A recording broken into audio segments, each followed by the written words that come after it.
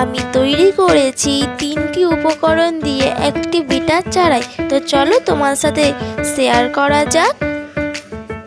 তো প্রথমেই নিতে হবে 1 প্যাকেট ক্লেটাকে ভালো করে মেখে নিয়ে একটি পাত্রের উপর রাখতে হবে।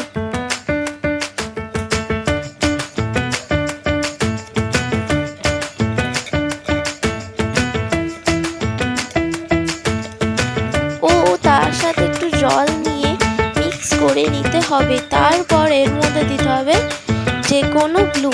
আমি এখানে ফেভিকল গ্লুটি ইউজ করছি, আপনারা চাইলেন অন্য কোনো গ্লু ইউজ করতে পারেন।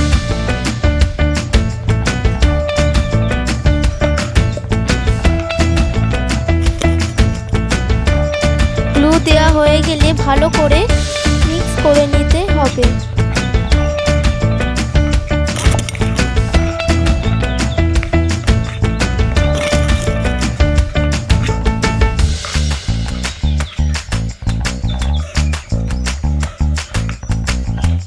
এখানে খুব ভালো করে মিক্স করতে হবে কেন টেক্সচারটা ভালো আসে।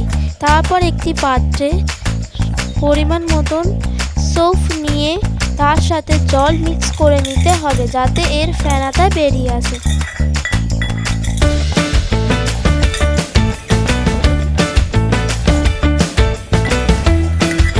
এই ফেনাটা আমাদের লাগবে স্লাইম তৈরি করার জন্য।